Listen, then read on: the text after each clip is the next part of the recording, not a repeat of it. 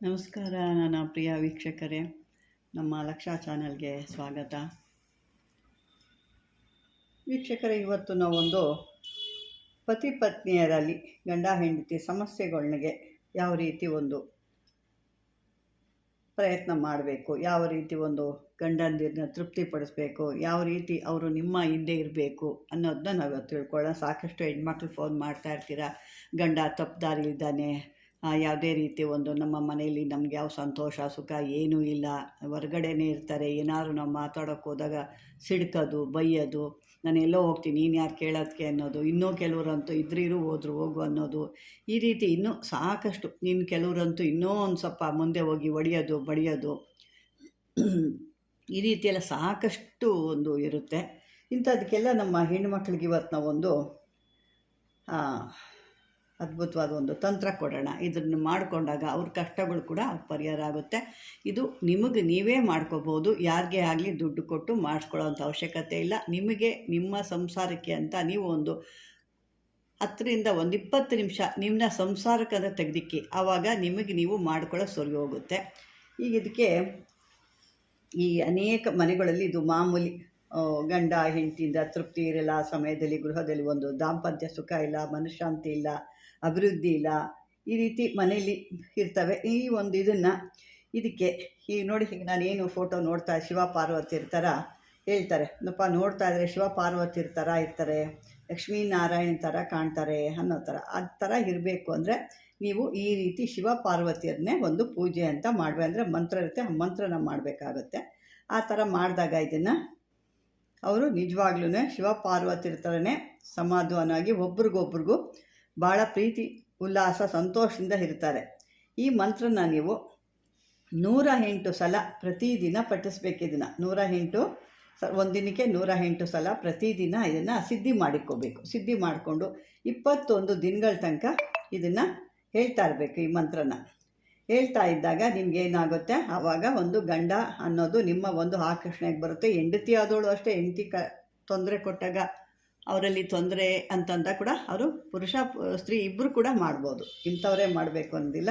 ಯಾವುದಾದ್ರು ಪತಿ ಪತ್ನಿ ಸಂಬಂಧ ಉತ್ತಮವಾಗಿಲ್ಲ, ಅವರು ಬೇರೆ ಸ್ತ್ರೀ ಜೊತೆ ಸಂಬಂಧ ಬೆಳೆಸ್ಕೊಂಡಿದ್ದಾರೆ ಅಂಥವರು ಈ ಒಂದು ಯಾರು ಆ ಹೆಣ್ಮಗಳು ಆ ಸ್ತ್ರೀ ಏನಿದ್ದಾಳೆ ಈ ಮಂತ್ರವನ್ನು ಪಠನೆ ಮಾಡಿದೆ ಆ ಒಂದು ಮನೆಯಲ್ಲಿ ಉತ್ತಮವಾದ ಗಂಡ ಹೆಂಡತಿ ದಾಂಪತ್ಯ ಅವಕಾಶ ಒಂದು ಕೊಡುತ್ತೆ. ಇದು ಪತ್ನಿ ಆದರೂ ಮಾಡ್ಬೋದು, ಪುರುಷ ಆದರೂ ಮಾಡ್ಬೋದು. ಈ ಮಂತ್ರದಿಂದ ಏನು ಮಾಡಬೇಕು ಅಂದರೆ, ಮಂತ್ರ ನಾನು ಕೊಡ್ತೀನಿ, ಮಂತ್ರ ನಾನು ತೋರಿಸಿಲ್ಲ, ಇಲ್ಲಿ ಮಂತ್ರ ಕೊಡ್ತೀನಿ. ಈ 108 ಸಾಲ ಒಂದು ದಿನಕ್ಕೆ 108 ಬಾರಿ ನೀವೇನು ಪಠಣೆ ಮಾಡ್ತೀರಾ, ಆವಾಗ ನಿಮ್ಮ ಬಟ್ಟೆಗೆ ನೀವೇನು ಇವಾಗ ನಾಳೆ ಸ್ನಾನ ಮಾಡ್ತೀರಾ ಅಥವಾ ಸಂಜೆ ಮಧ್ಯಾಹ್ನ ಮಾಡ್ತೀರಾ, ಯಾವುದೋ ಒಂದು ಸಮಯದಲ್ಲಿ ನೀವು ಸ್ನಾನ ಮಾಡ್ತೀರಾ. ಆ ಸಮಯಕ್ಕೆ ಮುಂಚೆ ಈಗ ನಾಳೆ ನೀವು ಸ್ನಾನ ಮಾಡಿ ವಸ್ತ್ರ ಧಾರಣೆ ಮಾಡ್ತೀರಾ. ಆಗ ನೀವು ಏನು ಒಂದು ವಸ್ತ್ರ ನೀವು ಹಾಕ್ಕೊಳ್ತೀರೋ ಆ ವಸ್ತ್ರಕ್ಕೆ ಈ ಮಂತ್ರದಿಂದ ಅಭಿಮಂತ್ರಿಸ್ಬೇಕು. ಅಭಿಮಂತ್ರಿಸಿ 108 ಬಾರಿ ಅಭಿಮಂತ್ರಿಸ್ಬಿಟ್ಟು ಈ ವಸ್ತ್ರನ ಧಾರಣೆ ಮಾಡಬೇಕು. ಇದೇ ರೀತಿ ನೀವು 41 ದಿನಗಳ ಕಾಲ ಈ ರೀತಿ ಮಾಡಬೇಕಾಗುತ್ತೆ. 21 ಸಾರಿ ನಾನು ಹೇಳಿದೆ, 21 ದಿನಗಳಲ್ಲಿ ಕೂಡ ನಿಮಗೆ ಒಂದು ಸ್ವಲ್ಪ ತೃಪ್ತಿ ಅನ್ನೋದಿರುತ್ತೆ. ಆದರೆ 41 ದಿನ 48 ದಿನಗಳಲ್ಲಿ ಅಂದರೆ ಒಂದು ಮಂಡಲ ಅಂತ ಮಾಡಿದಾಗ ನಿಮಗೆ ಒಳ್ಳೆ ಅಭಿವೃದ್ಧಿ ಆಗುತ್ತೆ. ಈಗ ನಾವು ಆ ಒಂದು ಮಂತ್ರ ನೋಡೋಣ, ಮಂತ್ರ ಹೇಗಿರುತ್ತೆ ಅಂದ್ಬಿಟ್ಟು. ಇದು ಸಾಮಾನ್ಯವಾಗಿ ನಿಮಗೆ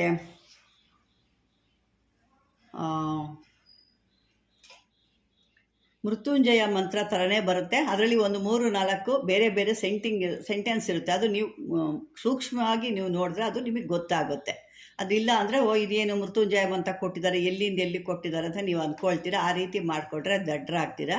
ಇದು ಸೂಕ್ಷ್ಮವಾಗಿ ಅರ್ಥ ಮಾಡಿದಾಗ ಇದರಲ್ಲಿ ಏನು ಕೊಟ್ಟಿದ್ದಾರೆ, ಮೂಲಾಕ್ಷರ ಏನಿದೆ, ಬೀಜಾಕ್ಷರ ಏನಿದೆ, ಇಲ್ಲಿ ಏನು ಅರ್ಥ ಬರ್ತಾ ಇದೆ ಅನ್ನೋದು ನಿಮಗೆ ಗೊತ್ತಾಗುತ್ತೆ. ಬನ್ನಿ, ಇವತ್ತು ನಾನು ನಿಮಗೆ ಆ ಮಂತ್ರನ ಒಂದು ಹೇಳ್ತೀನಿ. ಓಂ ಕ್ಲೀಂ ತ್ರಯಂಬಕೆ ಯಜಾಮಹೇ ಸುಗಂಧಂ ಪತಿರ್ವೇದನಂ ಪತಿಂ ಊರ್ವಾರುಮಿಕ ಬಂಧನ ದಿತಿ ಮೋಕ್ಷಂ ಮೃತಾತ್ ಕ್ಲಿಂಗ್ ಹೋಂ. ಈ ಒಂದು ನನಗೆ ಆದರೆ ನಾನು ಡಿಸ್ಕ್ರಿಪ್ಷನ್ ಕೊಡ್ತೀನಿ ಮಂತ್ರ, ಬಂದರೆ. ಇಲ್ಲ ತಪ್ಪಾಯಿತು ಅಂದರೆ ನಾನು ಕೊಡಲಿಕ್ಕಾಗಲ್ಲ. ಇನ್ನೊಂದು ಬೇಕಾದ್ರೆ ಬಾರಿ ಹೇಳ್ತೀನಿ, ನೀವು ಸರಿಯಾಗಿ ಕೇಳಿಸ್ಕೊಳ್ಳಿ. ಓಂ ಕ್ಲೀಂ ತ್ರಯಂಬಕೆ ಯಜಾಮಹೇ ಸುಗಂಧನಂ ಪತಿರ್ವೇ ದನಂ ಪತಿಮು ಊರ್ವಾರುಮಿಕವ ಬಂಧನ ದಿತಿ ಮೋಕ್ಷ ಮ ಮೃತಾತ್ ಕ್ಲಿಂಗ್ ಹೋಮ್. ಇದು ಈ ರೀತಿ ಬರುತ್ತೆ. ಇದರಲ್ಲಿ ನಿಮಗೆ ಅದೇ ಥರನೇ ಕಾಣಿಸುತ್ತೆ ನಿಮಗೆ, ಆದರೆ ಅದಲ್ಲ ಇದು. ಅದ್ರ ಜೊತೆಗೆ ಇನ್ನೂ ಬೇರೆ ಅಕ್ಷರ ಸೇರ್ಕೊಂಡು ನೀವು ಸೂಕ್ಷ್ಮವಾಗಿ ನೋಡಿ. ಇಲ್ಲಿ ಪತಿರ್ವೇದನಂ ಪತಿಮುಂ ಅಂತ ಬಂದು ಮತ್ತೆ ಇಲ್ಲಿ ದಿತಿ ಮೋಕ್ಷಮ ಕ್ಲಿಂಗ್ ಹೋಮ್ ಮೃತಾತ್ ಕ್ಲಿಂಗ್ ಹೋಮ್ ಅಂತ ಕೊಟ್ಟಿದ್ದಾರೆ. ಇದನ್ನು ನೀವು ಕೆಲವೊಂದು ಅಕ್ಷರಗಳನ್ನ ನೀವು ತಿಳ್ಕೋಬೇಕು. ಏನಪ್ಪ ಮೃತ್ಯುಂಜಯಕ್ಕೂ ಮೃತ್ಯುಂಜಯ ಮಂತ್ರಕ್ಕೆ ಇದಕ್ಕೇನು ಸಂಬಂಧ ಅಂತೀರಾ? ಮೃತ್ಯುಂಜಯ ಮಂತ್ರ ಅಲ್ಲ ಇದು, ಅದ್ರ ಜೊತೆಗೆ ಇನ್ನೂ ಬೇರೆ ಅಕ್ಷರಗಳು ಸೇರಿರುತ್ತೆ. ಸೂಕ್ಷ್ಮವಾಗಿ ಗಮನಿಸಬೇಕು. ಇದನ್ನು ನೀವು ಸಿದ್ಧಿ ಮಾಡಿಕೊಂಡು ಈ ಮಂತ್ರ ಹೇಳ್ಕೊಂಡು ನಿಮ್ಮ ಬಟ್ಟೆಗಳಿಗೆ ನೀವು ಅಭಿಮಂತ್ರಿಸ್ಕೊಂಡು ನೀವು ತೊಡ್ತಾ ಬಂದಾಗ ಅದು ಅವ್ರ ಮನಸ್ಸಿನ ಮೇಲೆ ಪರಿಣಾಮ ಬೀರಿ ಒಂದು ಬೇರೆ ರೀತಿಲಿ ಅವರು ನಿಮ್ಮ ಮೇಲೆ ಒಂದು ವಿಶ್ವಾಸ ಪ್ರೀತಿ ಅನ್ನೋದು ನಿಮಗೆ ಬರುತ್ತೆ. ವೀಕ್ಷಕರೇ, ಇದನ್ನು ನೋಡಿ ಗಮನಿಸಿ. ಇದನ್ನು ಮಾಡಿಕೊಂಡಾಗ ನಮ್ಮ ಹೆಣ್ಣುಮಕ್ಕಳು ಭಾಳ ಕಷ್ಟದಿಂದ ಇದನ್ನು ಪಾರಾಗ್ತಾರೆ.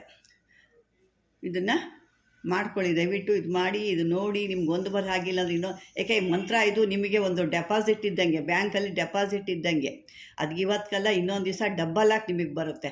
ಅದನ್ನು ನೀವು ಅರ್ಥ ಮಾಡ್ಕೋಬೇಕು. ಒಂದು ದಿವಸ ಮಾಡಿದ್ರೆ ಯಾಕೋ ಆಗಲೇ ಇಲ್ಲ, ಅಯ್ಯೋ ಬಿಡು ಬೇಡ ಅನ್ನೋದೆಲ್ಲ ಮಾಡಬಾರ್ದು. ಇದನ್ನು ಕಂಟಿನ್ಯೂಸ್ ಆಗಿ ಹೇಳ್ತಿದ್ರೆ ಒಂದಲ್ಲ ಒಂದು ದಿವಸಕ್ಕೆ ಇದು ನಿಮಗೆ ಖಂಡಿತ ನಿಮ್ಗೆ ಇದರಿಂದ ಭಾಳ ಅನುಕೂಲಗಳಾಗುತ್ತೆ. ನಿಮ್ಮ ಪತಿನ ನಿಮ್ಮ ಹತ್ರ ಸೇರಿಸುತ್ತೆ ಅಂತ ಹೇಳ್ತಾ, ಮಾಮೂಲಿಯಾಗಿ ಇದನ್ನು ಆದಷ್ಟು ಬೇರೆಯವ್ರಿಗೂ ಶೇರ್ ಮಾಡಿ, ಲೈಕ್ ಮಾಡಿ, ಸಬ್ಸ್ಕ್ರೈಬರ್ ಮಾಡ್ಕೊಳ್ಳಿ ಅಂತ ಹೇಳ್ತಾ ಧನ್ಯವಾದಗಳು.